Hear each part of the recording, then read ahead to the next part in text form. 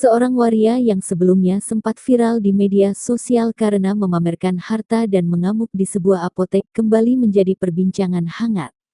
Kali ini, video lawasnya kembali viral, memperlihatkan momen ketika pengamen waria tersebut diduga mencuri kabel data di sebuah kios handphone.